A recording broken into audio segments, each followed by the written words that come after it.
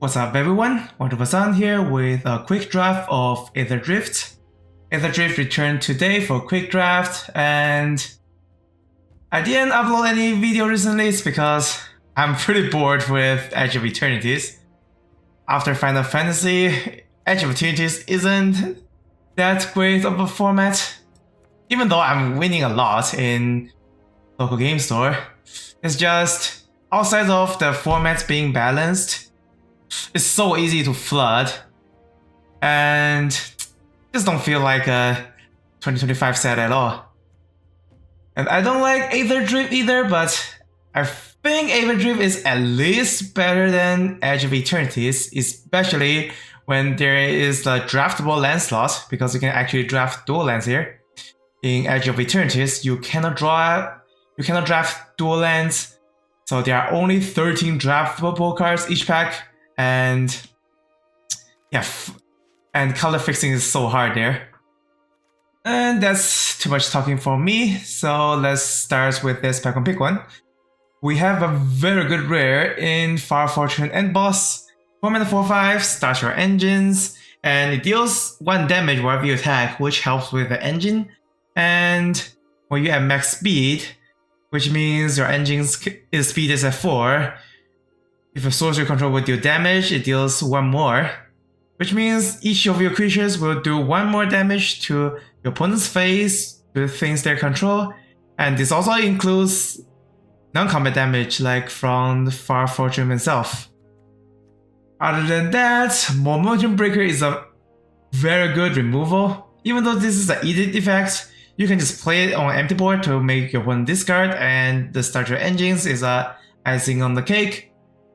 I said icing, but this is why this card is good. It starts your engine, it helps you to push through more engine counts, and it gains you life. So yeah, this is good in any sort of deck. Other than that, Engine Rat is the best black common creature in this set, simply because it trades with any green creatures and it has a very good mana sink. Yeah, these are the outstanding cards of this pack. And let's just take the Far Fortune. Pack 1, pick 2. The best card here by far is Stampeding Scurryfoot. 1 mana 1/1, exhaust, pay 4 mana to put a counter on this and make a C3. So this is a 5 mana C3 and a 2/2 that you can pay in installments. And it's one of the better green card in this set. And also, green is the best color in this format.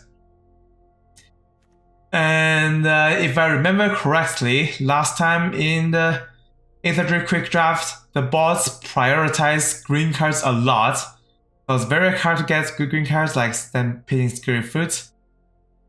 Or Autarch Mammoth. Autarch Mammoth, 6 mana 5/5, and when it enters or attacks or settle, you make a 3/3. So at worst, it's a 6 mana 5/5 with a 3/3.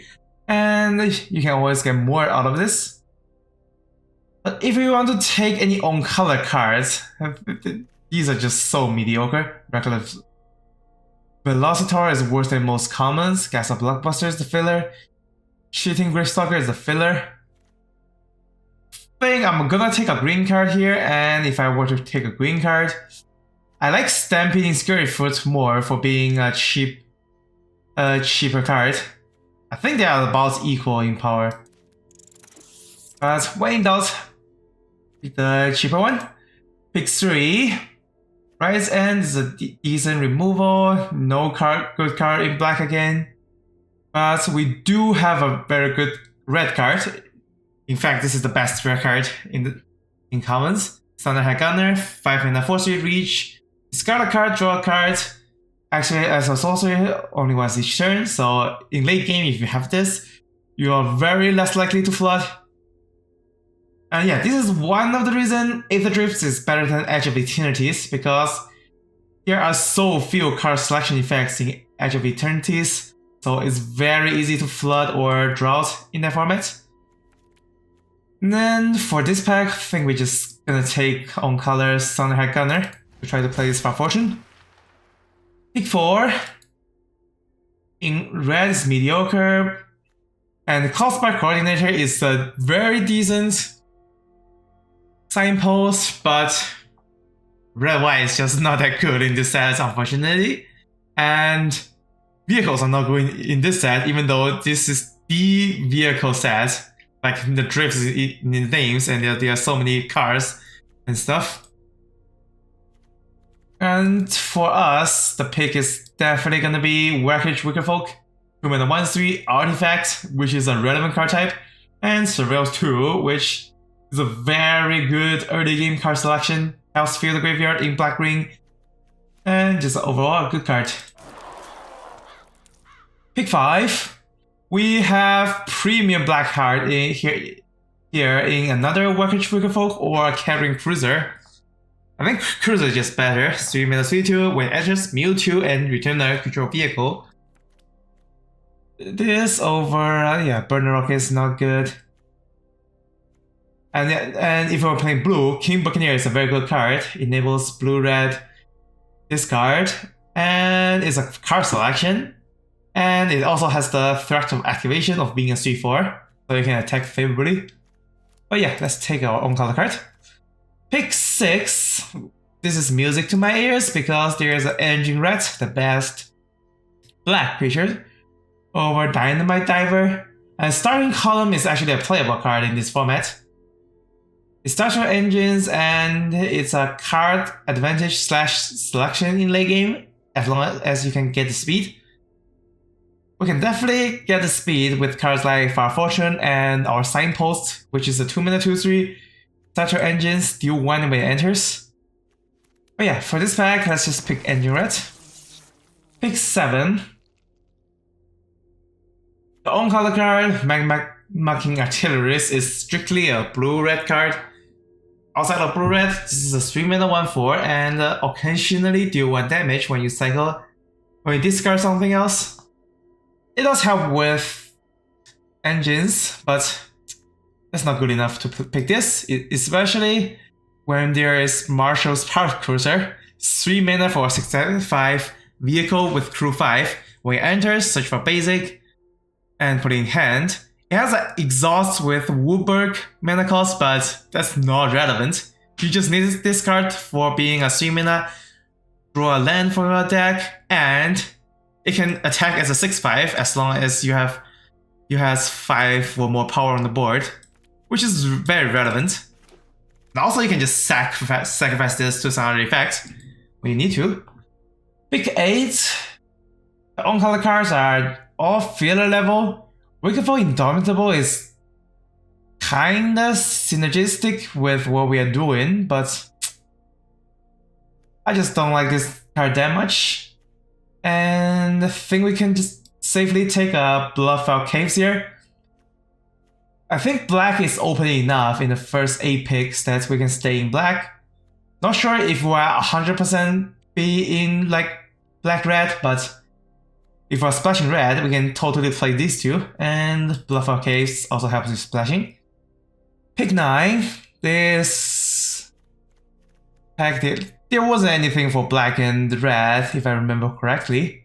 So we can just take a filler Walking Sarcophagus or a filler Aetherdrift. Sarcophagus works better with the Start Your Engine cards like we have here, so I think I'm gonna pick this over Aetherdrift, even though Aetherdrift is a tiny bit better. Pick 10. Pit Automaton gives you 2 colorless for activated abilities and doubles exhaust, but we're not gonna have any exhaust. And the other cards here are not strong enough that I want to speculate on another color. Or maybe I should, because Pit Automaton is so bad in this deck. The add 2 colorless only helps with Engine Red, and that's it. And Spectral Interference is a decent card if you're in blue-black, so let's just take that. Pick 11. Nora Coral Tyrants, 2 mana 08. With no text, don't think we're gonna play that. And 1 mana was for very clunky removal, don't think we're gonna prioritize that either. So let's take a Racket Remover, which is a cycling 4 mana 3/4. And pick 12.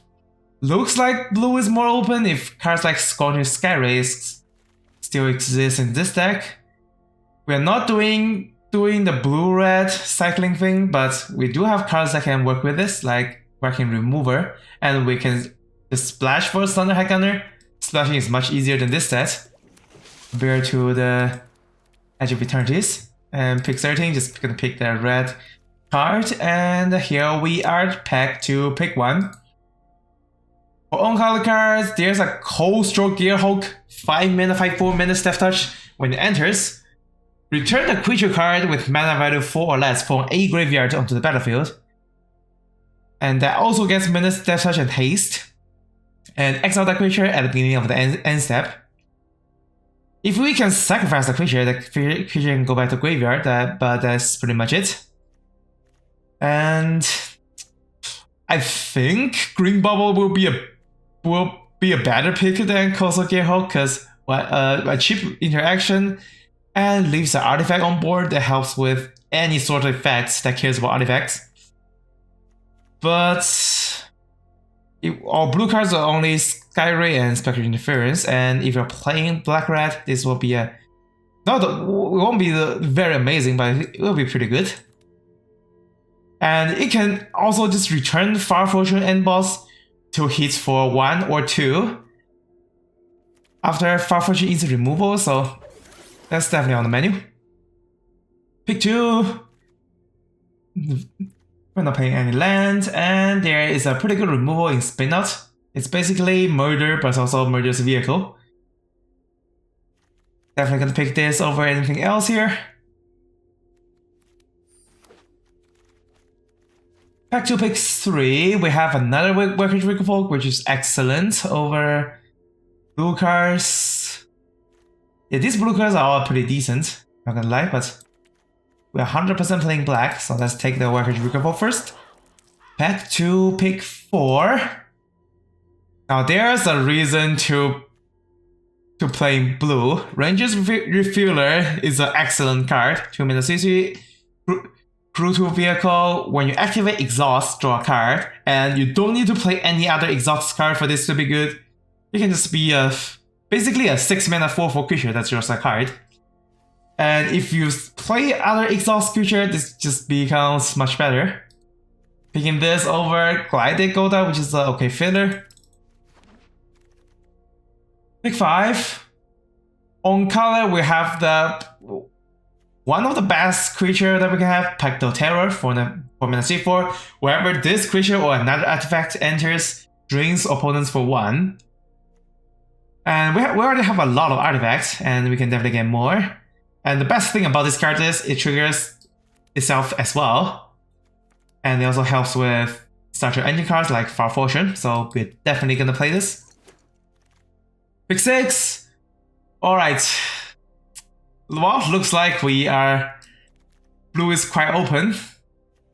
We can still choose to splash for blue, or we can just move in to play blue mainly and cut the Coastal Gearhulk. And both blue cards here, Flood Engine and the Ranger's Refueler, are top tier removal and top tier value card, and these two works well in multiples. So let's take another Ranger's Refueler. And I think with this, we are more in blue than red, so sorry, Coastal Gearhulk. Unless we can find more ways to flash for this. Pick 7. Nimble Thopterist. Basically, the 4 mana 3/2 makes a 1/1. These kinds of cards are usually pretty good. Although we already have like 3 4-drops already. Meanwhile, the Camera Launcher is gonna... It's a 3 mana 2/2 before the exhaust, but after exhaust, you put a counter on this and make a 1/1. And it also works with Ranger's Refueler, so I think I'm actually gonna take the Camera Launcher here over Nimble Thopterist. Pick 8. On color. This is Mutant Survivor and Surveyor. When we're at max speed, you can exile them from graveyard to draw a card. Or we can take a removal, have a Sideswipe, sack something to destroy something. If you sack a vehicle, you draw a card. We are kind of lacking in removal, especially after we passed We pass a green bubble. So I think I'm gonna take a removal here. Pick 9. And no green bubbles here, now it's gone. And there's a trip out for interaction and a hellish size swipe for another removal, but how many sack folders do we have? Camera launcher makes 1, martial prosecutor makes 1, that's pretty much it. Or even Wreckage Riggerfolk if I have to. Without much sack folders, I'm not gonna take highly sized swipe highly, so let's take a Mutant Surveyor first. Pick 10, there's a 3-mana 7/2, this is the only playable card. Or we can take Guideline Matrix, which mounts or crews, and it's a sack fodder for highly sized swipe. I think we can take this over a 3-mana 7/2 with 2 black pips. And pack 11, we have King Buccaneer Wield, which is great news. Works well with Ranger's Refueler, works well with Scourging Skyray, and it's a sign of blue being open because this card is wield. Pick 12, let's just take Howler's Heavy, which is a very good 4-drop. And Glitchghost Surveyor, playable 3-drop. And Walking Sarcophagus again. And now we are at pack 3, pick 1. And we have the Aether Spark. This is the first artifact planeswalker and it's also equipment. Pretty interesting card type. And to equip the Aether Spark, you need to +1 and attach this to a creature and also put a counter on the creature. And after that, whenever that creature deals damage, you'll gain loyalty counters, and you can spend 5 loyalty counters to draw 2, or spend 10 to add 10 mana. It's a pretty good card, as long as you can have a 2 or 3 drop stick on the board, which is most likely gonna be the case. So yeah, without a doubt, Aether Spark. Next to pick 2, we have Spin Outs for on-card removal over just filler cards really, so let's just take the Spin Out. Pick 3, on-card Report Wrangler is mad, risky shortcuts, a card advantage, that pings both players for 2, or we can take a Howler's Heavy, but we can safely cut the Wreck removal for a Howler's Heavy, that's for sure. And we can also cut a Glitchghost Surveyor, which is the worst Surveyor. And we can also cut the Walking Sarcophagus. That's quite weak, even though it has special engines. Do we care about card advantage that much that we're gonna take a risky shortcut over Howler's Heavy? We do have Carrion Cruiser, which is sort of a card advantage. And we have Ranger's Refueler, which is card advantage, basically. So I'm leaning towards Howler's Heavy actually. The cycling is pretty good if you use it to kill a creature, especially. Pick 3, pick 4, there is a top end cycler. 7 mana 5/5 flying. That can certainly play 1 copy. Other than that, it's just all filler cards around. So yeah, let's take this. And pick 5, we have another Tactile Terror. That we must take this.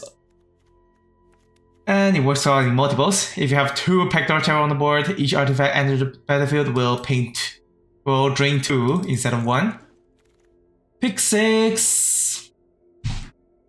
There's a Thunderhead Gunner that's like a Steel Splash, but I think splashing for 1 is good enough. We can cut the Light Matrix here. Don't think we're gonna play any of these, so let's just take a Midnight Mangler, which is an artifact. Pick 7.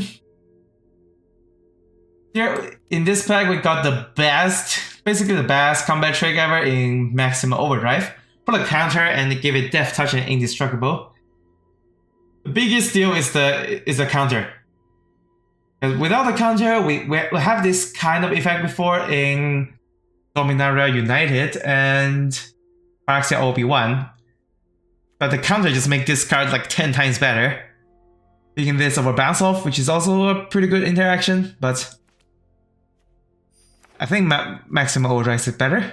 pick 8, we get another copy of Maximum Overdrive that I'm certainly gonna play over a highly sideswipe. And now we don't need to care about fodders. And now we have pick 9. Here's a Streaking Ore Gorger, which cares about starter engines. We're actually not that high on starter engines other than Far Fortune. Far Fortune is already good by itself. And am I playing the Shepherd Archfiend? Not sure. Let's already have a camera launcher though, so let's just take the Screeching Ore Gorger. Pick 10, not gonna play anything here. Sleek Imitator actually starts your engine, but copy a spell you control by sacrificing it. We already have a lot of good 2-drops, not gonna play that. And not gonna play this, not gonna play that. And now we are deck building. Feels like this deck is pretty sweet. I just need to make one cut. Actually, no cuts because the 24 cards includes a Bloodfell Cave, so this is a perfect 24. 23 spells and 17 lands. That's what I mean. Definitely don't need that many mountains. Upper Swamp, Upper Island, and splashing for Far Fortune and Thunderhide Gunner. We want to play anything in the sideboard?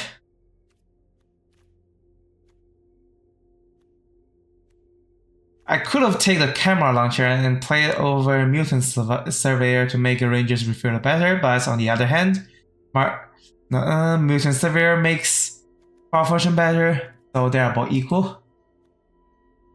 And Shepherd Archfiend is the only top in our deck. I think we can definitely play one copy, and we can also just cycle it in the early game and get it back with Carrion Cruiser later. I think this is better than Screeching Ore Gorger. Sadly, cannot splash for Coastal Gearhawk because 2 red pips. I'm gonna risk that. And I think that's pretty much it for the deck. We have a pretty good curve in the early game. Ranger's Refueler is our card draw. And March of Hive Cruiser also gets us a land card. Helps with fixing also. And the best card here is definitely the Aether Spark, as long as we can get a 2-drop to stick around and start doing damage. And also the 2 copies of Pacto Terror can seriously do a lot of damage with all the artifact creatures we have. Alright, so this is the deck. Let's head to the gameplay.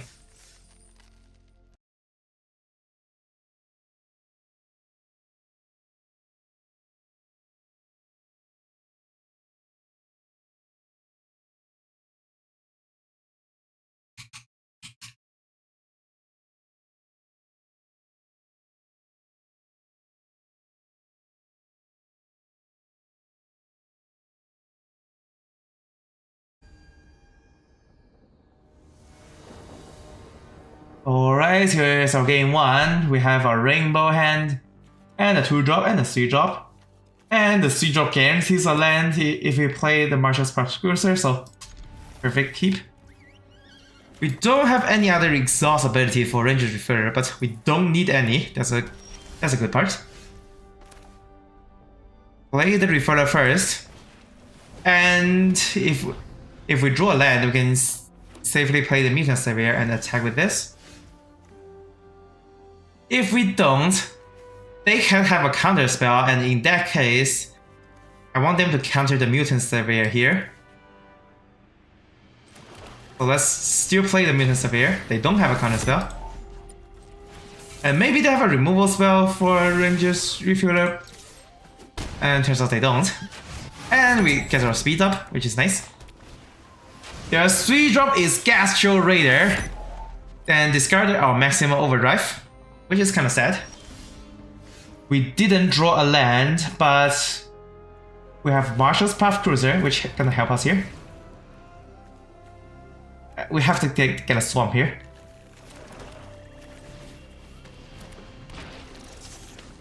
Brew for this. And attack for 3. I don't know if I want to trade any red into Gasterator. No, I don't need to, because they are getting their engine with Pectotero already.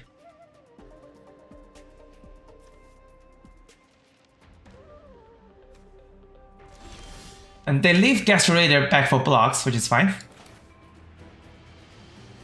Playing the island. And we can safely attack with the Marshal's Path Cruiser. And Ranger's Refiller costs 4 to activate.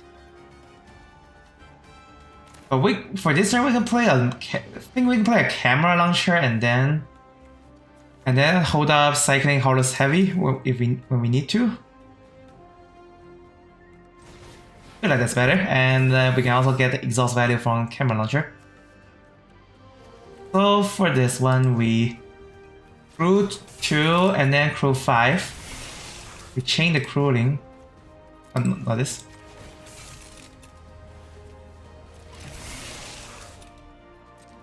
And then attack with this. I cannot.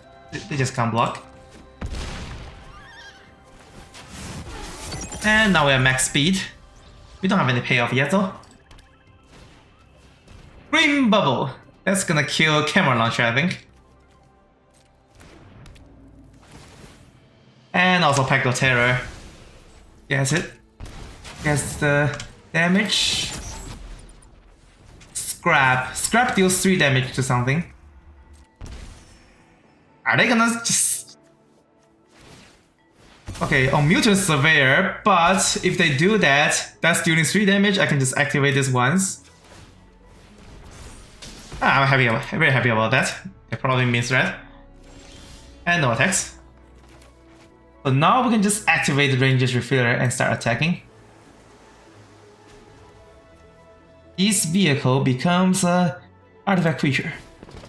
And I draw a card. And we get a maximum overdrive, which is perfect. But for this one, we can just safely attack with the Mutant Surveyor even, so let's just crew 5 here.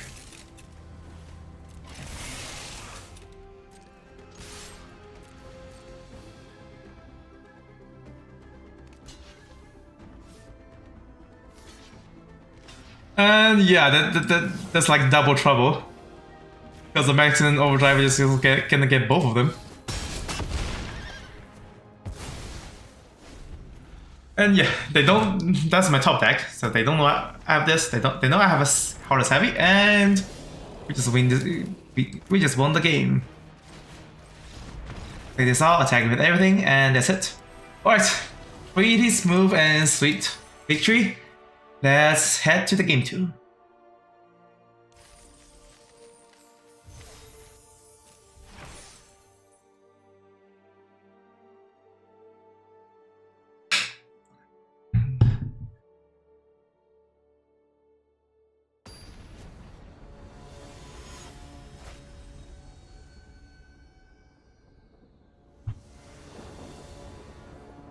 Alright, here we are, game 2 with a mono black hand. This is like omega risky. But if we top deck a blue, we can just play the King Buccaneer and the hands can get better from there. But yeah, it is very risky. This is basically a 5-card hand with 2 cards being held hostage unless I draw another color. I would not keep this if I'm on play, but we are on draw. So let's roll. And we top deck another black, which means we can play Pectotero, but we still cannot play King Buccaneer or Bar Fortune, which is sad. We're gonna play Size Serpent Seeker, and we top deck a blue, very nice. And the King Buccaneer can help us filter with the exhaust. Sky Serpent Seeker is such a nasty card. 2-mana 1/1 Flying Depth Touch that trades into almost all creatures, and has an exhaust of 4, that's ramps for 2 more mana.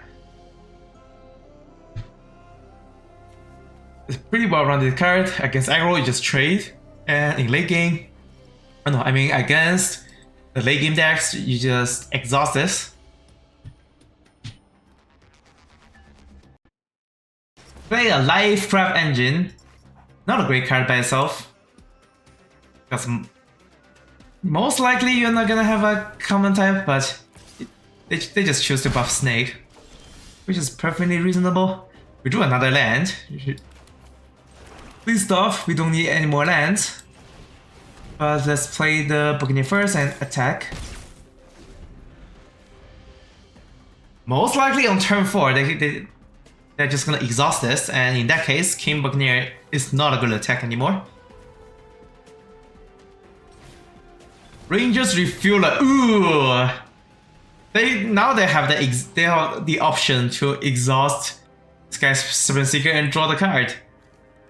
We are not gonna win against that amount of value, I'm afraid.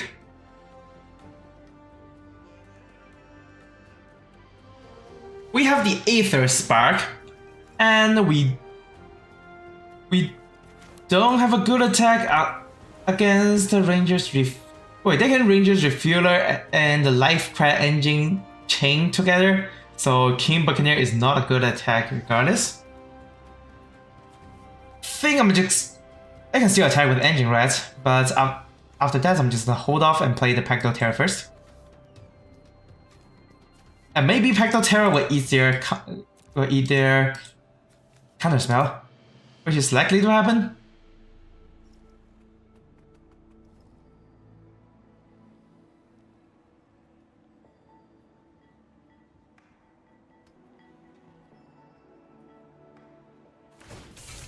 Crew 2. Alright, that's actually surprising. There's no way you're trading there's no way this is a trade. They have the thing. Yeah, they have the -3/-0. Cycling. I'm pretty sure. Yep, they do. And sadly we don't have anything for that. So they get it.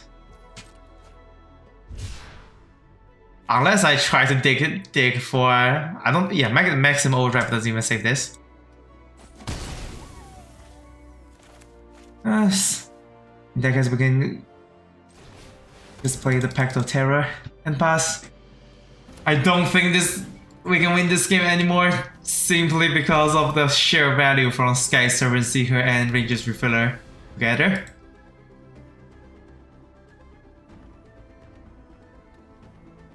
And they're just gonna hold this up for blocks forever.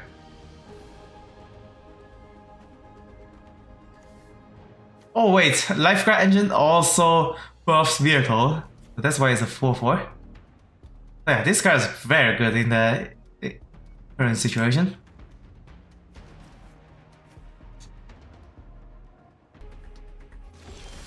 They're just gonna pass, which is very understandable.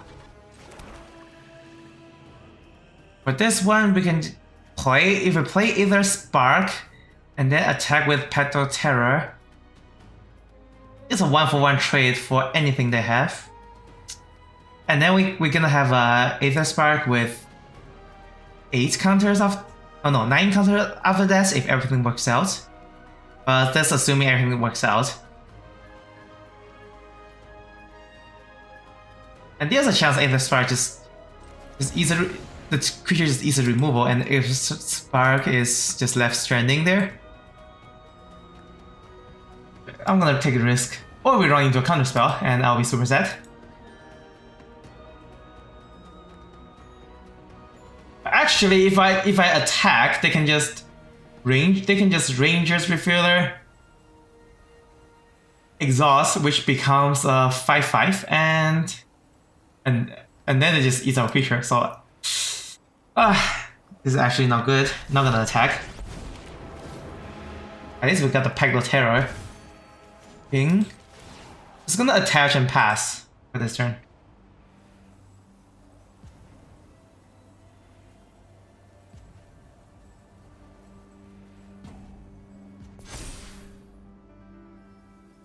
Can't just attack into all the vehicles unless we have removal. Yeah, I'm gonna use a removal first instead of doing that. But they can just attack with the Lifecraft Engine and our Aether Spark is gone after that. Anyways, not good news. Aetherdrift is left stranded. But if I play Mutant Surveyor, they're just gonna exhaust. So it's gonna be bad either way.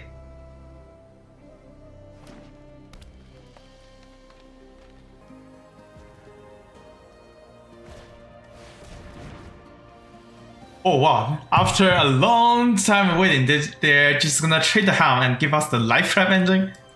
I feel like the better play is just exhaust the Ranger's Refiller and attack with it.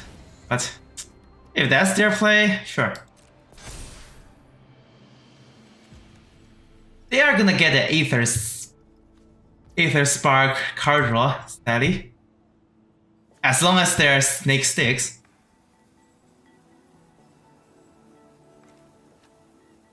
So if we can top deck a removal here, we can just start pressuring the Aether Sparks by attacking.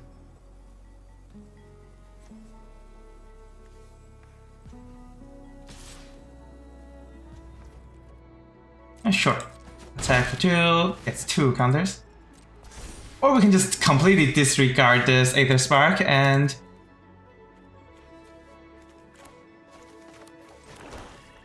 it just attack your face. Maybe that's better. Well, first thing first, let's just run out every card in this hand. Carrion Cruiser also, even though there's only one target in the graveyard. And yeah, next card is a removal. Damn. But that's fine.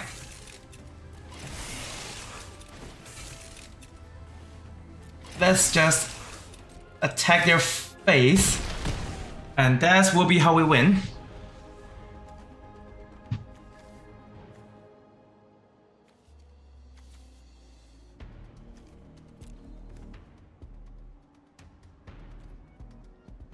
Right now they have a 2/2 and a 4/4 that's on the board, and they spend their 5 mana to trade the Helm and not exactly exhausting, so they don't have much mana to play other cards in their hand.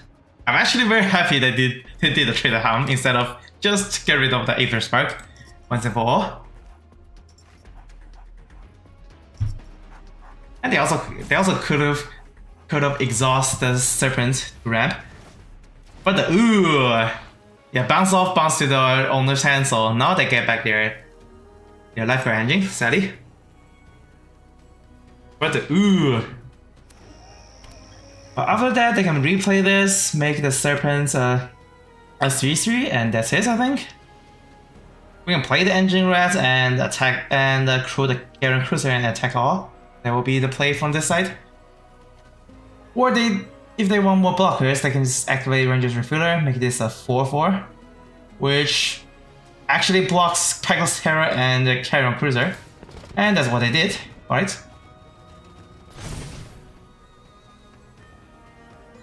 But even with that, Mutant Surveyor still could attack. So I'm gonna do that first. And they attack with Serpent. And then we drew our Bluffel Caves, which is a very good draw. This enables our Far Fortune. So we play the Bluffel Caves. We can activate Mutant Surveyor twice. And I think we're definitely gonna play the Engine Rat. If we attack with Carrion Cruiser, we activate this twice. There will be a 1, right? It eats the Pecto Terror. There'd be a 1. Because this is 4.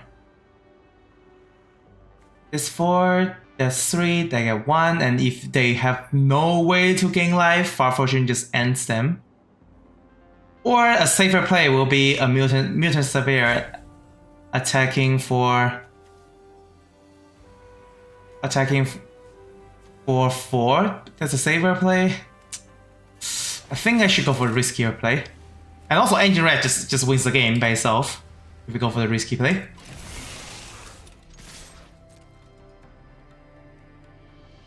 Yep. They do on the Pecto Terror. I activate twice, put them to 1. And on board, Engine Rat already wins the game. Unless I have some sort of light gain, which can happen. and can backfire. But that's the thing I'm not playing around. And if they have removal, that's not enough, because Fire Fortune deals 1 damage to their face as well. For the engine of Engine Red, then Engine Red loses all abilities, so it can't do it anymore. But if they don't have a counter spell for Fire Fortune or Life Gain, they're just gonna lose here. They're gonna +1 attach to Ranger's Refiller. Play a King Buccaneer that leaves them with only 1 mana remaining, and that's guarantees of victory. To be honest, I was gonna scoop after they presented Skycrown Seeker and Ranger's Refiller after the Lifecraft engine, and especially after they take so much time to think, but now they just lose.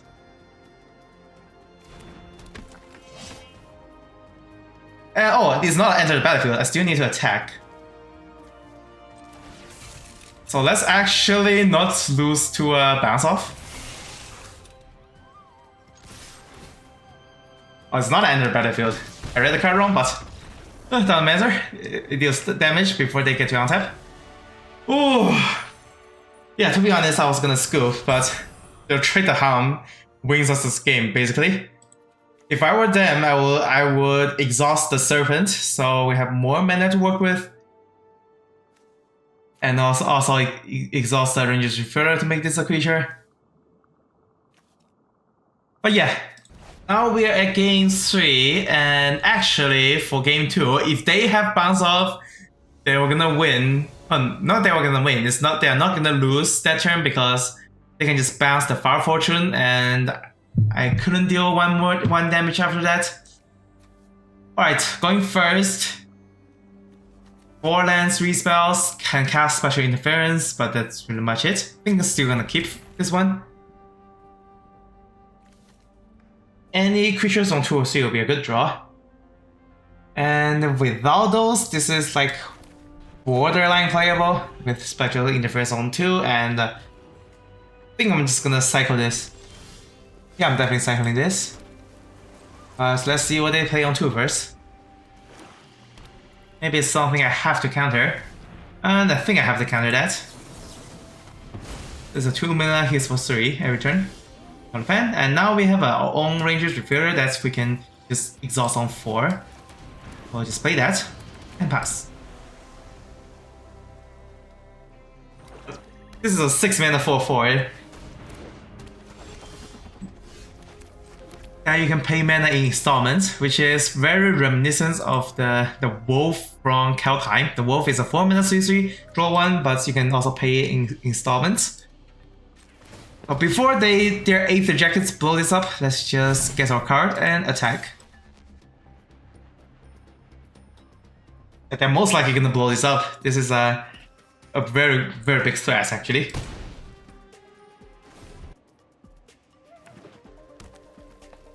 But blowing this up gonna cost them 2 mana, so maybe they're not doing that right away. Venom Sack Lagak. Yeah, they're just doing that, sure. Lagak is actually quite annoying. When the attack is settled. When settled is a 2/4, which goes through Heartless Heavy. But for this turn, let's just play the Heartless Heavy, and most likely gonna cycle the Shepherd Archfiend unless I top deck a Swamp. And also, Heartless Heavy dies to any fight spell because they have a Death Touch, which is a reason to not play the Heartless Heavy. But I think eating a removal is fine if we're gonna have cards like Fire Fortune for later. And if Heartless Heavy sticks for a turn, Maximum Overdrive is just gonna be good. They're just not gonna attack, understandable.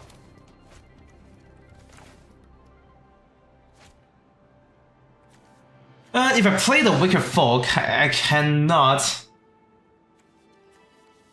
guarantee the Maximum Overdrives, or we can just play the Wake of Hope and hope we have a swamp in the top 2, and then cycle the Shepherd Archfiend to try to get it. Yeah, let's do the server 2. There is a swamp and an island. If we drew the cards naturally, we are able to play Shepherd Archfiend at the end. Do I like that idea, or do I just like cycling and hold on Maximum Overdrive first? This is gonna be tough, but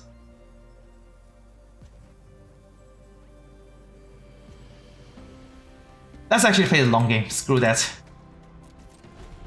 No cycling.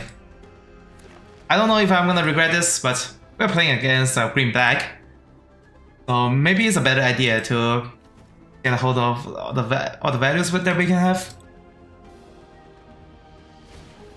Razor scoreboard. They're gonna get started too, because Hydro Terror will be the first damage for the speed 2, and if they get to max speed, spells like control cost 1 less, which is not that big of a deal actually. But at least this means they're taking a turn off. And now we can just play the swamp. Not gonna attack with heavy. Attack with Wreckage Removal first, and most likely gonna spin out Spectre Terror, unless they present a fight removal. Or if they play a big artifact, or anything artifact, I can just cast a spin out. Before that, Or what if they have Maximum Overdrive? That's another thing to consider. Maximum Overdrive is gonna be bad. Curse Clove Wrappings. That's pretty bad. Target card gains Embalm also. Think I'm not gonna. If they have Maximum Overdrive, they can have it. I'm gonna get Drain 2 if the Pector Terror is on board. And they can actually still replay the Pector Terror next turn, but for this turn, most likely they are gonna. Okay, that's fine. And then they attack with Lagak. I just Archfiend them, and they're attacking with the 4 toughness even, sure. No blocks. Now they have the 3rd speed. And now we play the Shepherd Archfiend and blow their entire board, but before that, let's attack. Oh wow, the Coast Cove Wrappings is instant speed also, so that's why they have priority there.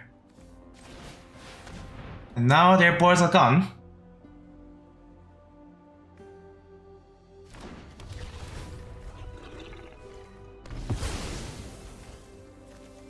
And the zombies you control gets +1. If they embalm a Pector Terror, there will be a 4/5. I still have Maximum Overdrive for that. Yep, it's gonna be Pector Terror, embalmed, 4/5, drain for 1, +1 less with Razor Scoreboard. And the Gastro Raider is gonna rip off the Maximum Overdrive. That means we cannot attack with the ground anymore. Sadly. But we are winning in like 3 turns, hopefully. Going to another land, which is not good. And Howler's Heavy cannot block. So maybe I should leave back Wreckage Wicked so I can block the Gastro Raider. I think I have to do that.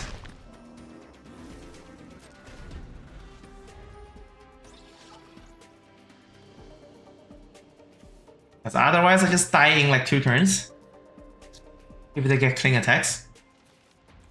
And what other cards they can get back? They can give it Aether Jackets for blocks. And I think they're doing exactly that.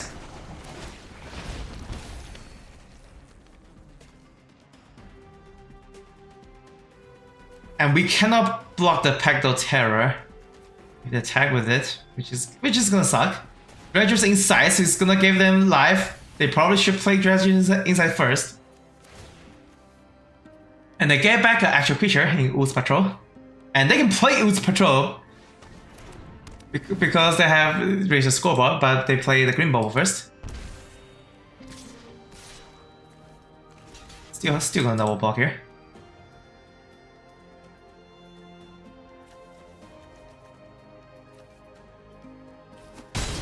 And yeah, we're not doing good unless we top deck something good. Spin House is a very good card. I think we just attack all and spin out the Pecto Raider.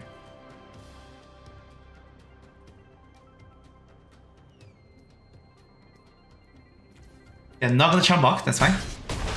And we just do this before they have anything else.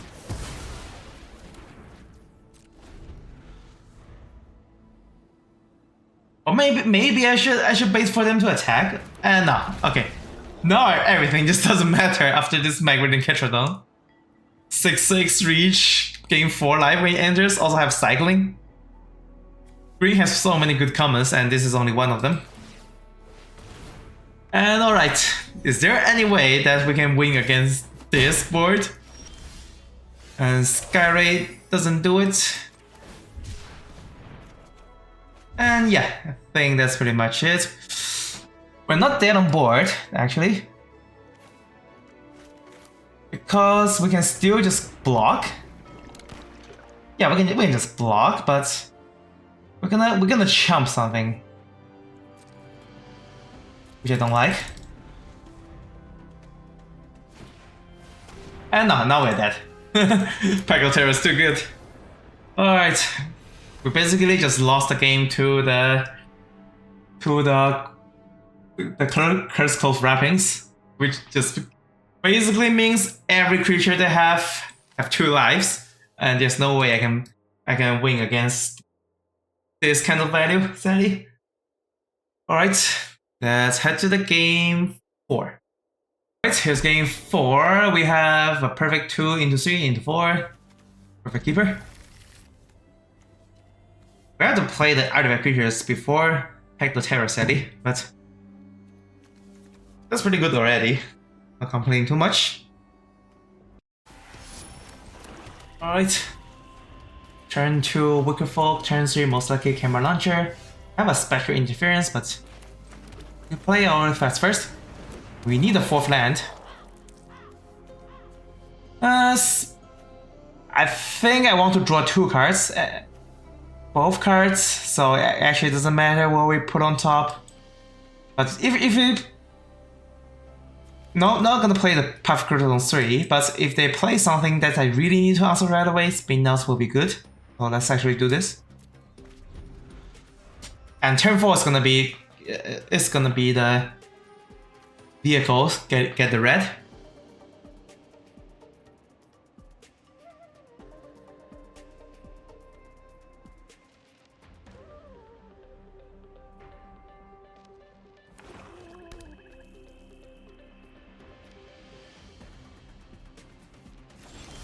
Okay, they play nothing. We just attack and attack with Camera Launcher, unless they flash something that I can counter, maybe? Not gonna happen. Let's play the Camera Launcher. And later on we can just hold up the Exhaust with Spectral Interference, if it comes up.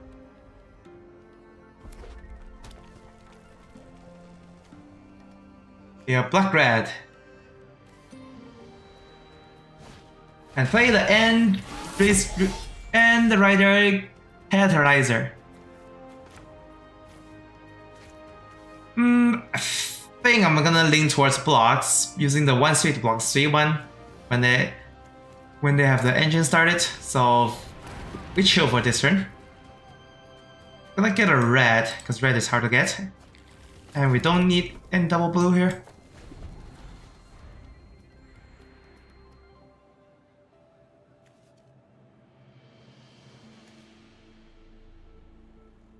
And for next turn though, do I just play the Terror? I just play the Pecto Terror if I don't draw a land. they play a starting column. Didn't draw a land, but we can play a Wreckage Wicker-Folk and hold up special in turns. That's an option, but I feel like Practical Terror is just straight up better. And then we attack with a Marshal's Path Cruiser by tapping these two. And leave up the 1/3 to block the 3/1. Then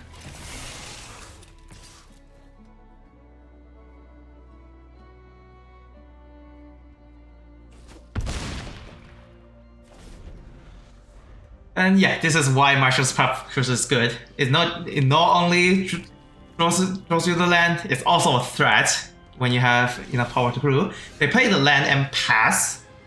We didn't draw a land, but we can risk of cycling into one. Or we have the Wreckage Wicker-Folk, so we can surveil into one.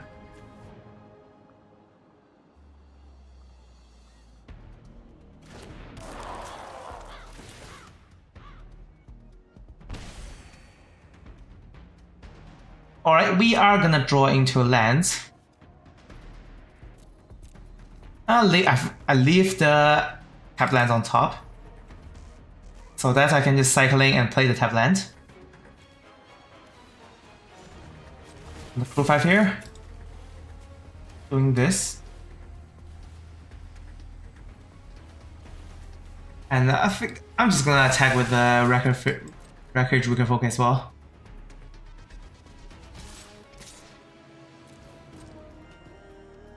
They're not gonna get much speed if they still have 1 after a couple turns already.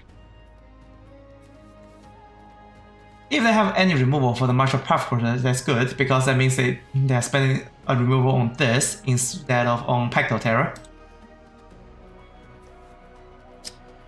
The only sad part is I am leaving mana open. No, I cannot leave mana open for Special Interference after cycling right now. I have to do it right now because we need to get the land drop. We got the damage? Seriously? Oh. That's pretty sweet. They only have 5. 1 more hits from Marshal's Path Cruiser just ends them. But let's get our land drop first. Need the land to do stuff. I'm not sure what they leave us 7 mana, oh no, 6 mana and did nothing. Do they have a board wipe or something? We can still recover from board wipe if they do. And I don't know what's the board wipe in black or red.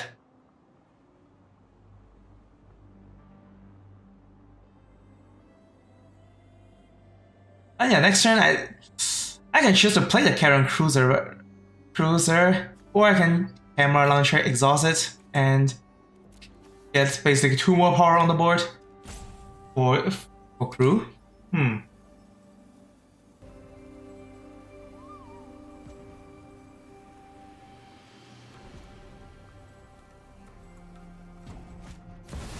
Cold Stroke Gearhawk.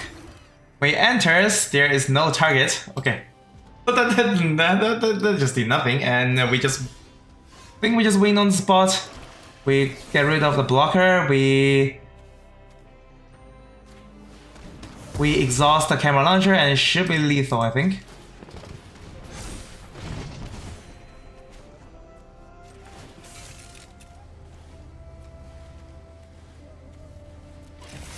And yeah, it is lethal, no matter how to put it. And yeah, this card just does nothing when there's nothing in the graveyard, which is actually very unlikely, because any creature trade will just put a thing in the graveyard. Works pretty well with cards like Practical Terror and the Wicker-Folk that has an ETB effects. Oh yeah, anyways, opponent didn't have much stuff this game, and we got the victory. 3-1 heading into game 5. Alright, here we are at game 5 with nothing on 2, but on 3 we have Marshals and Camera Launcher, and Far Fortune on 4. Achievable. Ideally drawing to a 2-drop and then in the next draw, that would be great. I doubt it will happen though. And yep, we didn't draw a 2-drop, but do draw a land, so we can just play the camera launcher first. We're gonna cycle Hammer's Iron Card, 1 mana to cycle, 4 mana force 3. Do another Maximum Overdrive, sure. Let's play the camera launcher first. They're gonna cycle again. Alright. And then hopefully I can attack into that. Yeah, I can definitely attack into that. So this turn will be a Far Fortune attack for the 1 non-combat damage. And now our engine is at 2. This is most likely gonna eat a removal. But if it doesn't, this is just not gonna die and it's gonna die. Crush and Burn is one of the better removal because heal 6. Although it's not like that good of a removal compared to the Edge of Eternities. Because Edge of Eternities removal gives a lander. Oh, suddenly I can't remember what's the exact name of the removal. Oh well. Let's run out our King Buccaneer first, and then we can just Maximum Overdrive on this attack. Oh, yeah, I'm just gonna use that. Basically a 2 mana to remove a 1/4 blocker. Oh yeah, it's something plunging. Well then that's not even that better, but hey, that's something. I played the Sungar Head Gunner, which is gonna die to another Maximum Overdrive, which is good. For this one though, let's just get the island. And we have another Maximum Overdrive for them. Yep, that's fine. That means I can just leave the mana open for some other stuff. Ike is fine. And the camera still hasn't exhausted, so I think I'm gonna exhaust the camera first.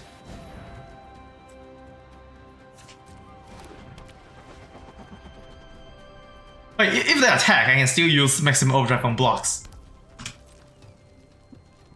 Yeah, they're just not gonna bother. And they 100% know I have a Maximum Overdrive in hand, but that's not doing anything good for them, I mean. Scourging Skyray, this is the card that I can play first. And then I use King Buccaneer.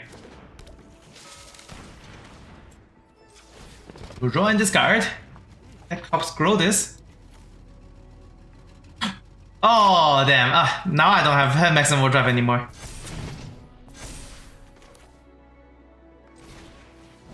Well, I played it myself, at least I have a I have a backup plan of playing this Wicker Folk.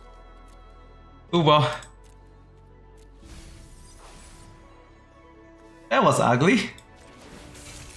I can attack with the stop turn, so let's just get these two. Oh no, never mind. I cannot attack with the top turn. This thing has reach. So let's do this. And now they're probably confused. Do I actually have Maximum Overdrive? And the answer is I do. I actually do have a Maximum Overdrive. And what cards enable speed for us actually? Oh, it's a Far Fortune, which we don't have.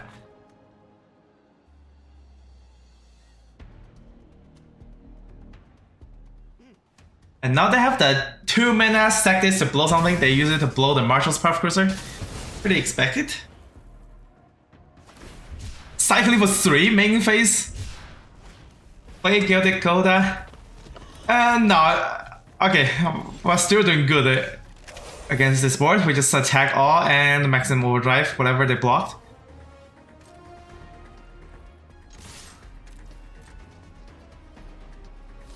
And yeah, we actually have our Maximum Overdrive.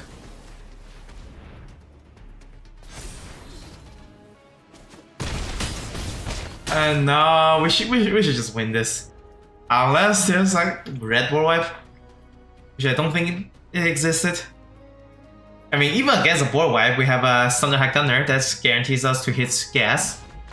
Oh, that was pretty smooth. 4-1 heading into game 6. Alright, here we are game 6, starting with a forward ender. And the pretty sweet spells. I'm gonna keep this. I'm gonna play their untap first so we can run out the Aetherdrift. But most likely gonna play the tap land on turn 3. They have a Mo Tender that I think I'm gonna trade with it or I eat it with Maximum Overdrive. I'm ready to trade the Maximum Overdrive into the Mo Tender.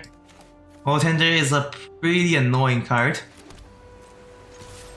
It triggers the card's leave, the graveyard effects, it ramps, and it mills, which is basically what you want in a green-black deck, and green-black is the best deck in this format. I mean, best archetype, and yeah, of course they're in green-black. Intimidation Tactics. Oh, they get rid of our 4-drop and it's exiled. Which is Omega set. Wreckage Wickerfolk. No, I don't want to trade the Maximum Overdrive into a Wickerfolk. So I think it's just gonna bluff our cave and then pass. On turn 4 we can steal Ranger's Refueler and draw a card with it. And Wreckage Wickerfolk can just put a card in the graveyard so they can still get mana for Mo Tender, which is what they're doing. Drawing into a land, not ideal. I'm gonna attack into that and pass.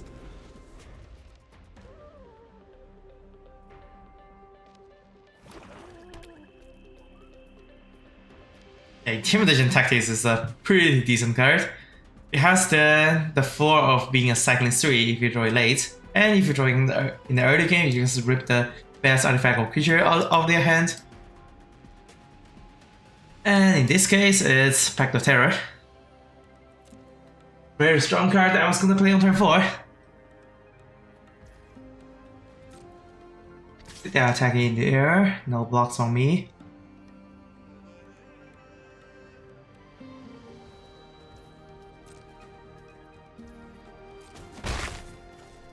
And they actually have 4 mana. If they exile the Engine Rat, they're gonna play a bike. Fine.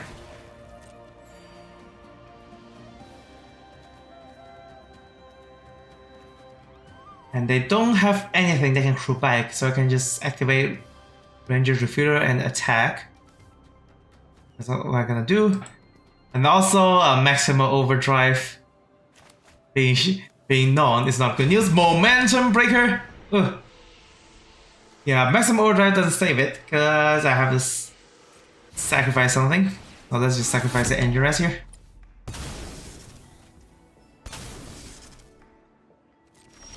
Yeah, probably testing what I have here. Alright. Now there's a plan. We can try to not be a greedy bastard, or we can try to be a greedy bastard, but I think it's better to not be a greedy bastard and activate this right away. Because things can go south easily if we just play this and not do anything. Although this is vulnerable to removals, but I think that's still fine actually.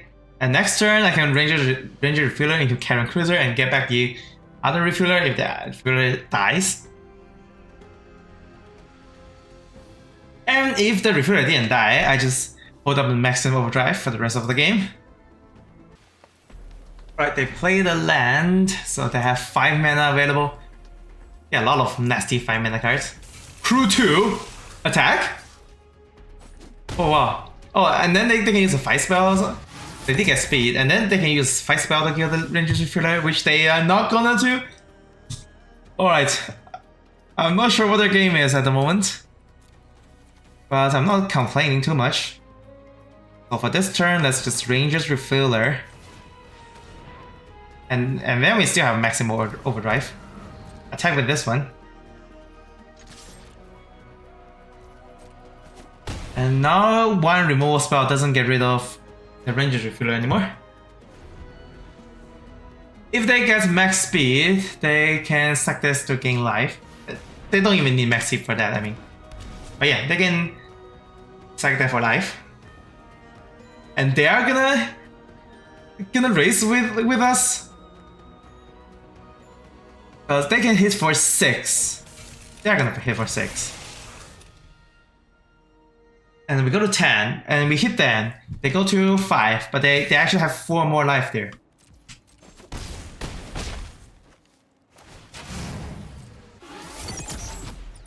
Fine, my turn.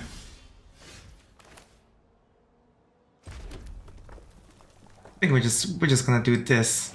Oh, 2 cards here.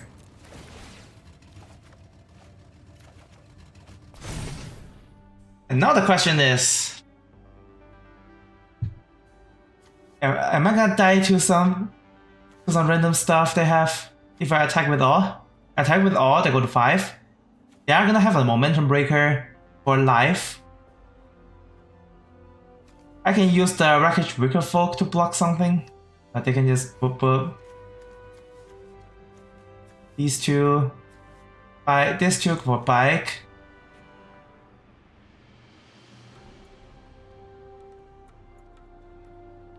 And they're actually at 9. So I think I should leave one of these behind and not be so rash. Alright, I already attacked with 1, so let's just hold up the maximum overdrive. Green and black, exile removal, minus removal. That will be how I lose. Like Siphon Soul will be very bad if there's one right now. Because I'm not gonna lose right away if they have one right now. And if I'm attacked, I don't know if I should exhaust right away, because now it's susceptible to social speed removal too. Alright, they're gonna do this.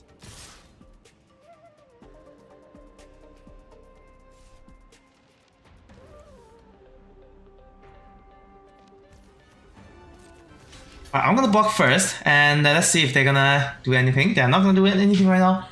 I have the option to maximum overdrive, but if they have...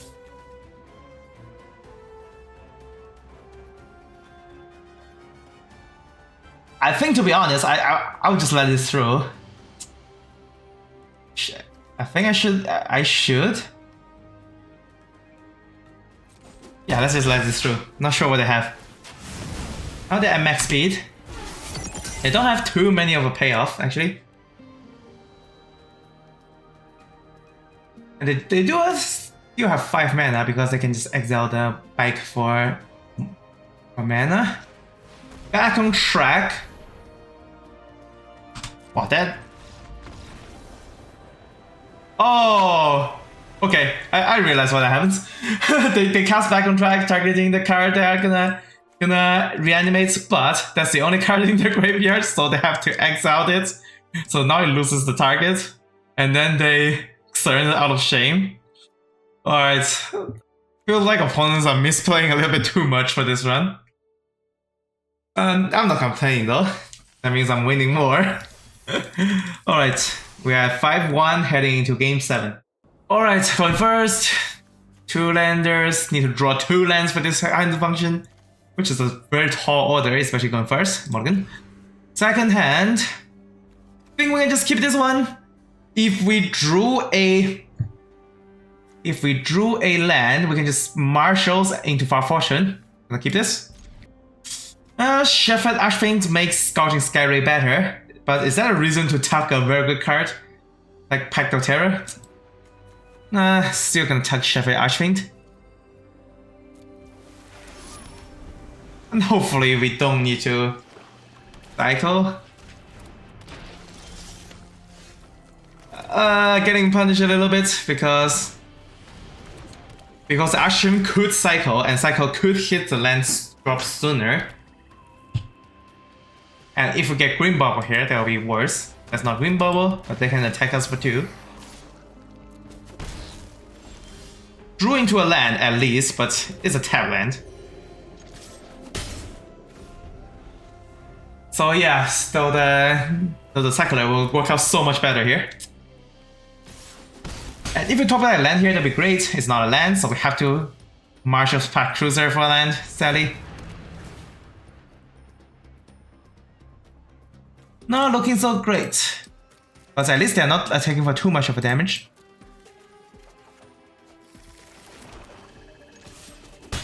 Yeah, I regret a lot. I definitely should tuck the Pact of Terror, and then we are gonna have a cycle to make this a 2-3.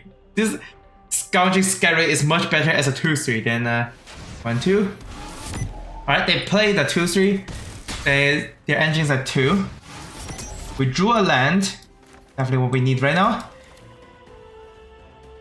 Play the Fire Fortune.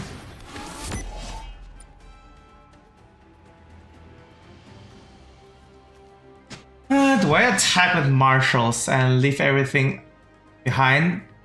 But if they're gonna have a removal, they're 100% using a Fire Fortune. In that case, using a Marshal to attack is better. They can double block, but I actually want them to double block that way. So let's actually do this. Doing a risky play.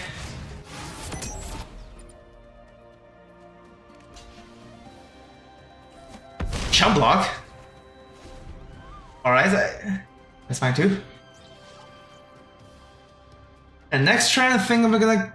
Oh no, if I play King Buccaneer, I cannot exhaust it. But I can play Pact of Terror. And that will...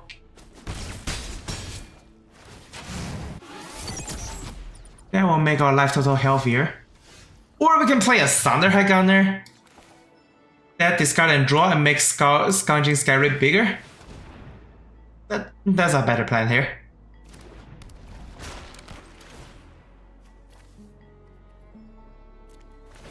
Discard King Buccaneer because it needs too much blue mana, and we draw another blue mana immediately, which is fine. And then we just attack with Fire Fortune and leave these two blocks. And if they use a removal on something, I can just emergency through these Marshals.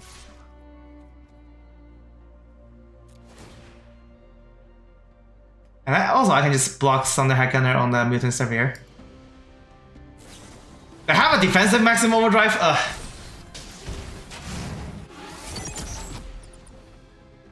Well, at least that's out of the way. The good news is.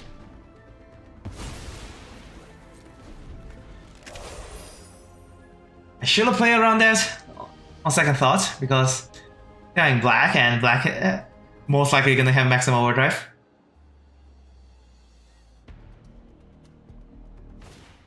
Pact of Terror, ooh. That will be their last speed. But they're not gonna attack into this port.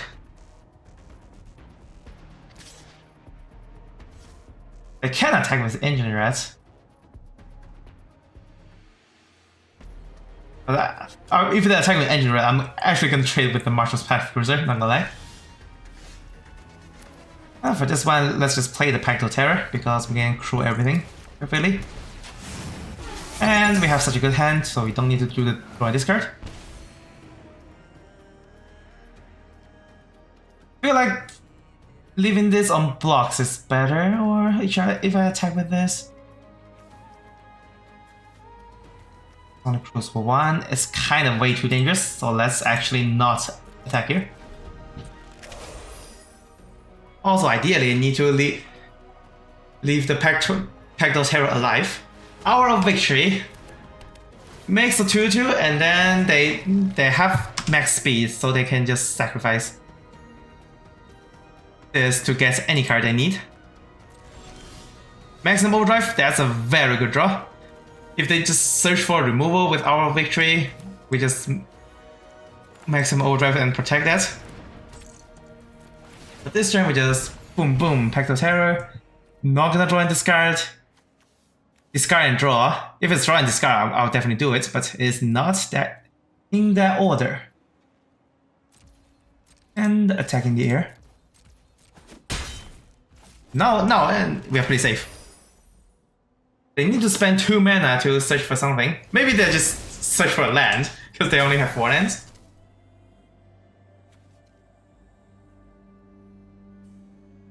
Who knows?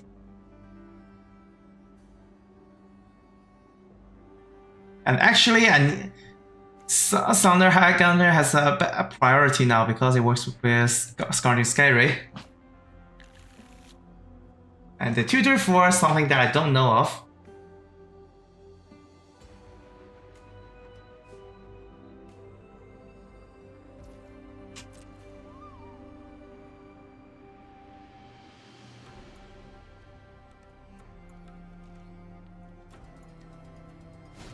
And they play Engine Red, which doesn't do quite much, especially when they don't have 6 mana that can activate them.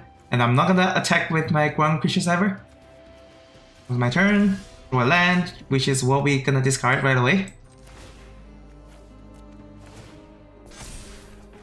Draw another land, which we're gonna hold.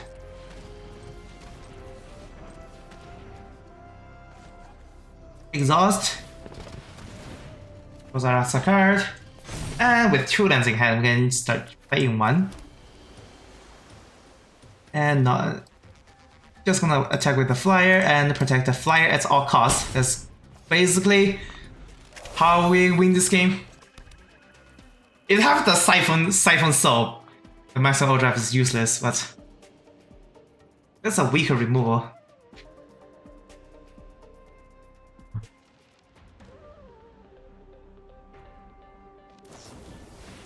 Yeah, of course it's Siphon Pure.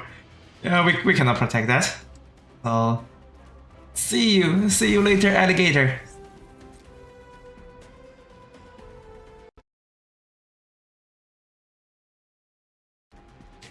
And now we have a completely board stall on the ground. Not gonna attack into the Engine Red. I'm not gonna bother blocking that. Draw into Howler's Heavy, which is a very good card against Engine Red. But before that, let's do our due diligence of discard and draw. Draw into Spectral Interference. If we attack with all, they must block something. And then Howler's Heavy can save something.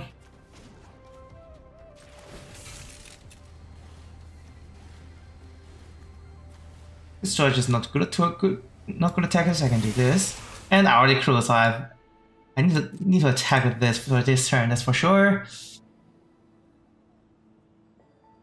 If I attack with all, they block this, and if they let the other through, I will be dead though. So I cannot afford to attack with everything here. But if I just do that, and I can just play the Howler's Heavy from hand, actually. But let's just be a little bit more safe here, shouldn't we?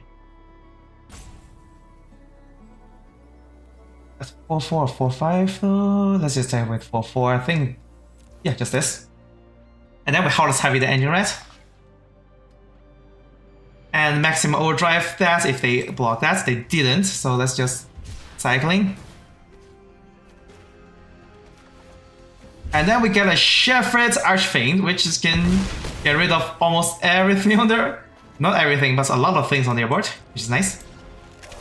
Also have a Special Interference against anything big. They've played their first red mana. And do I actually die because I miscounted?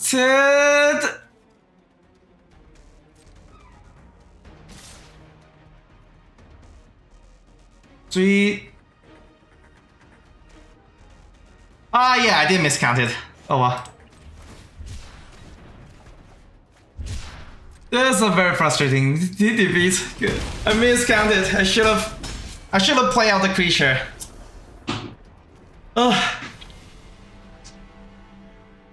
Yeah, I'm getting way too many easy wins, and now I also lost one because of a misplay. Oh well. So yeah, even after I make the attack play, I shouldn't use the cycling. I should just play the creature outright and use it as a blocker. And then we have a counterspell and a combat trick in hand, and they should be very safe. But yeah, I definitely shouldn't use use the cycling there. My bad. And speaking of which, now we are at game 8, going second, but we have a Aetherdrift Folk and Aether Spark. Perfect keep.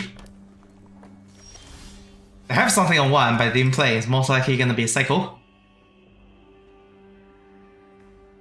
If it's a 1-drop they can play, the best one is probably the Maridi Mako, where I'm in the 1-1. He has a counter wherever you discard a card. 2-drop. 2-drop nothing, which is fine. We drew into too many lands, so let's not hit any more lands with this Aetherdrift Folk.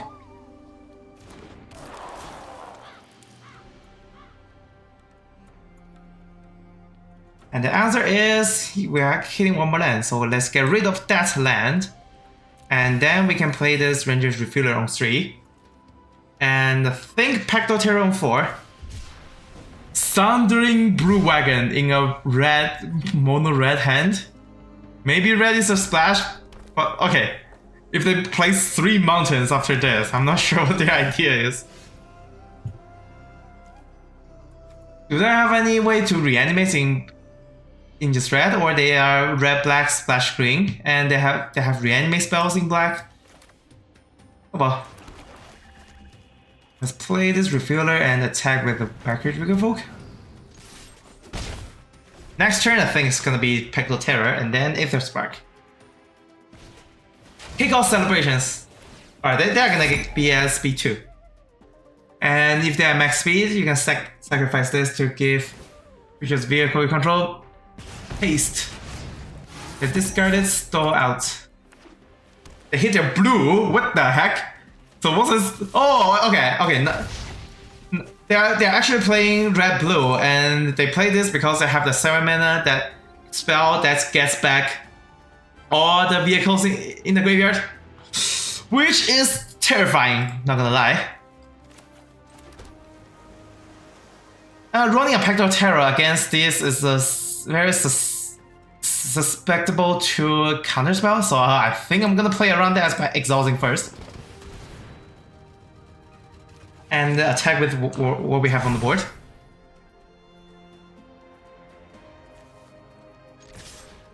But still doing similar amount of damage. And they're gonna cycle a Horus Heavy, that's fine. 1 damage, and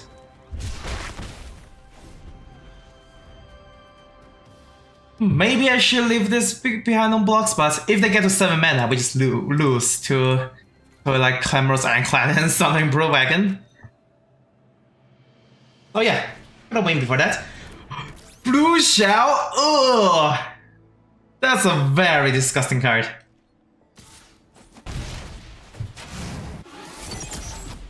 I have a blue shell to bounce the Ranger's Refueler.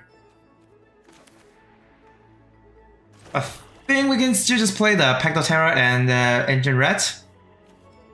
Engine Rat is a good blocker against Spectral Harrier. And next turn we play Marshal's Path Cruiser and spin out. And if they don't have a lot of stuff, we don't just lose when they hit 7 mana. Because it's not permanent.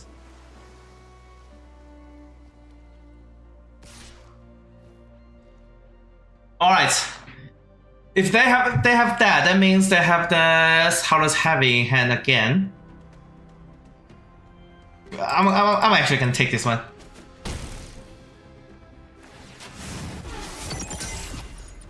But yeah, I did give them I'm giving them the speed regardless, because they can just cycle and hit.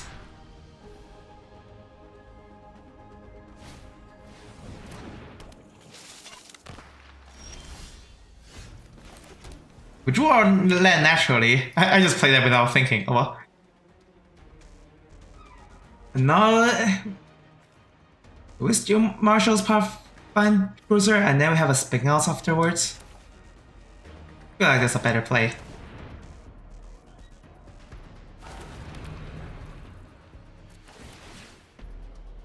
And then I'm gonna hold up the spin out.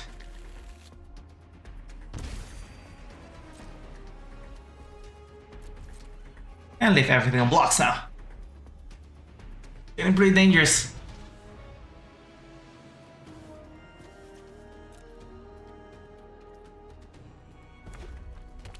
Yeah, if they have a 7 mana spell, it's yeah, I have 3 vehicles so far.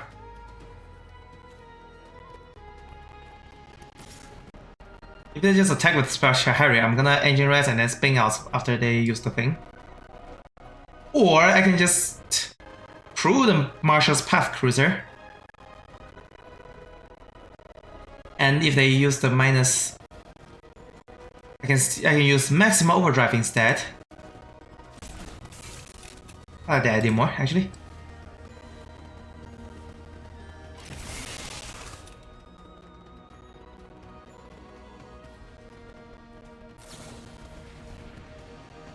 If they can bounce off, I'm just not choose to refuse to take the damage. If they're gonna use the bounce off.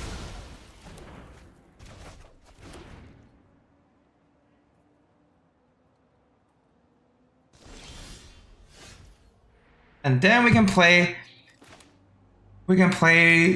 Marshals and Refueler and still hold up Maximum Overdrive. Or we play Aether Spark and attack with Pecto Terror and hold up Maximum Overdrive. But that would be way too obvious. I like this play more. I think we're gonna attack with the Engine Rats for more damage, or we leave it at blocks, huh?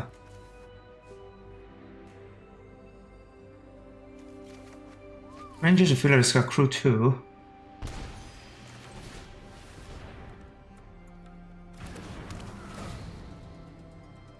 Only 1 damage, and this is a very good blocker. Actually, no. Leave it at that. It looks like they don't have the thing. They don't have the thing that makes it that reanimates all the vehicles in the graveyard yet, which is good.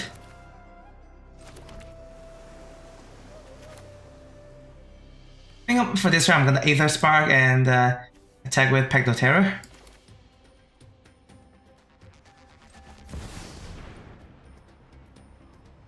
And it cannot be countered by the 2 mana counter spell because I have 4 mana open.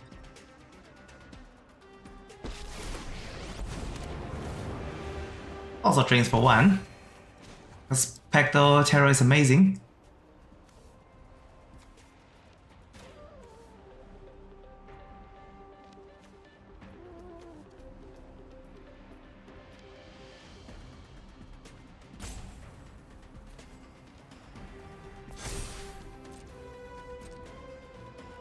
The worst thing that can happen is a bounce spell, I think. It's attack. It's a cycling. It's gonna make this -3, -0. It's gonna give them power.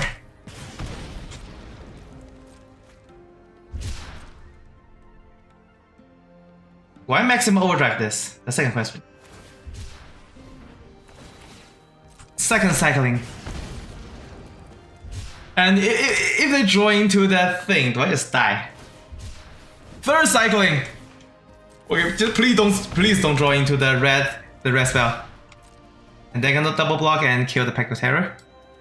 But it's not gonna kill Pecto Terror because I have Maximum Overdrive.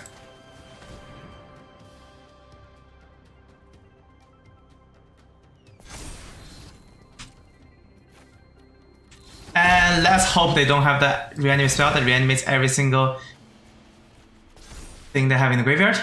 If they have, I am gonna die. So hope for the best.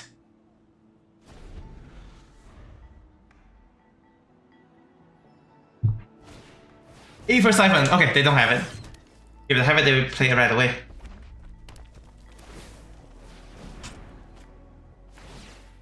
And now I have to mill 2 cards each time they draw.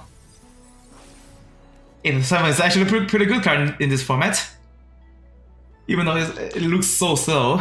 Start your engines. And pay 2 to draw a card after paying 3 mana for this artifact. But after you get max speed, it's a win condition by itself. And oh, it was so close. if they have the 7 mana reanimate all vehicles, we just lose there, but they didn't. Which is the drawback of playing that card, because you can just not find the card and lose. It can be a problem. Anyways, heading to the final boss, game 9.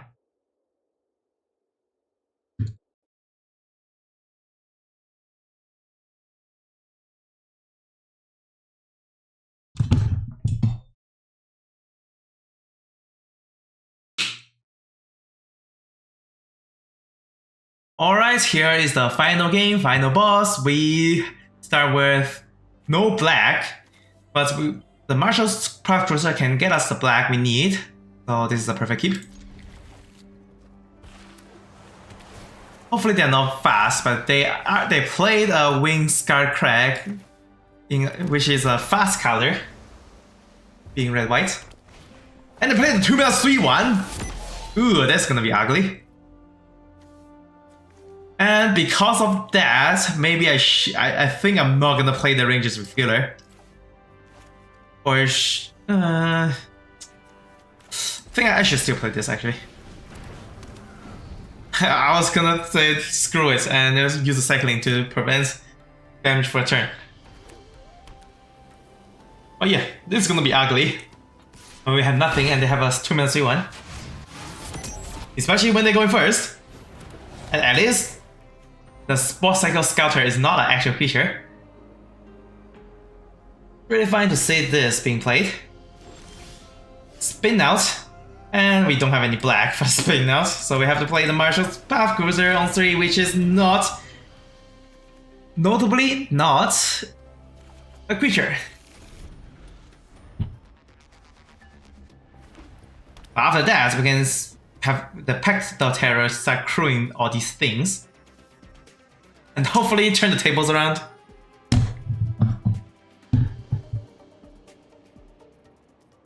Or if they don't have any more...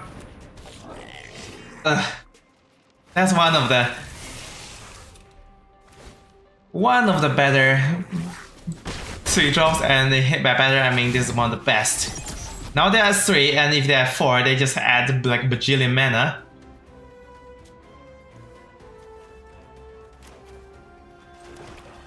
I can play this and then hold up a maximum overdrive, which is kinda, and by kinda I mean very risky. It's not gonna be better regardless, so let's just play the Pact of Terror. And what are the blockers? I lose to any single removal here.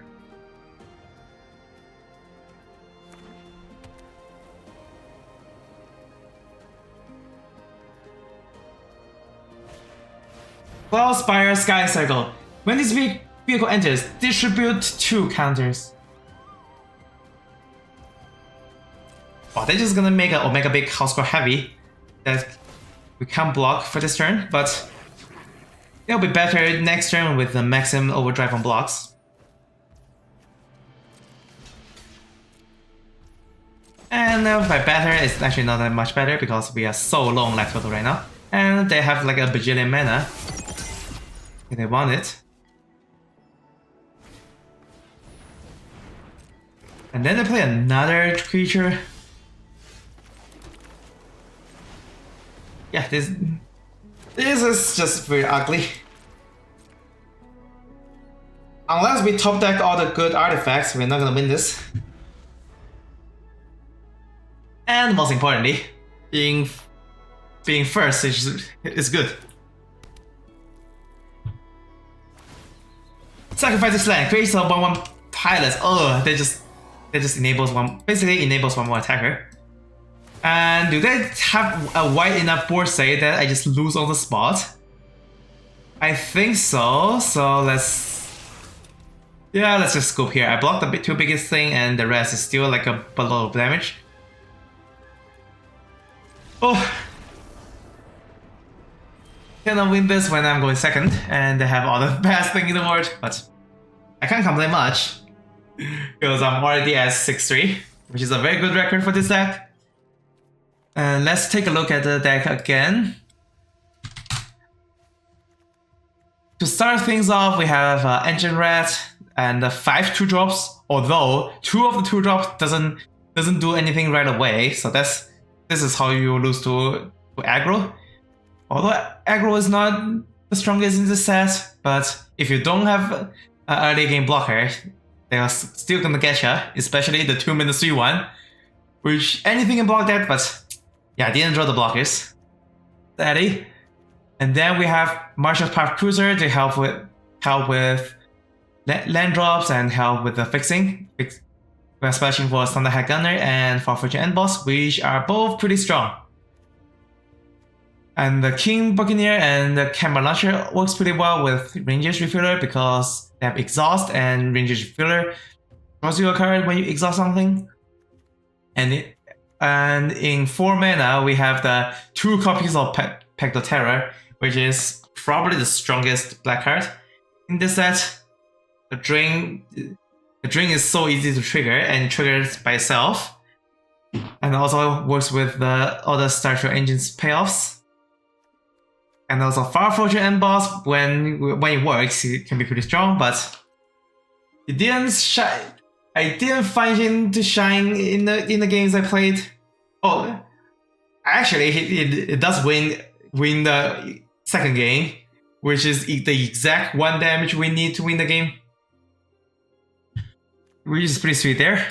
And then Thunderhead Gunner. This card is worth splashing just because as long as you have this card up, you're most likely not gonna have any flood issues because you can just discard your land every turn. And then we have a Shepherd Archfiend, which is a little bit clunky outside of Black Ring, being a 7 mana card. And it could have like swiped the opponent's board in one of the games I lost, but I miscounted damage and it just attacked for game. Ugh. I should totally see that coming. That is completely my bad. And I think that's pretty much it for this deck. Aetherdrift is not the perfect format, neither is Edge of Eternity, but if I want to pick one, I think I'll pick this over Edge of Eternity every day, just because we can have cards like this. A simple dual land in land slot that helps with the mana. It helps with splashing when you're splashing, and it helps draw into your both of your colors if you are not splashing. Like it can just be 2 of your own colors, and if you draw this, you have access to both. Unlike in the Edge of Eternities, you just draw into like all blue or all black, and you're gonna have to cry after that. Anyways, thanks for watching, and see you guys in the next one.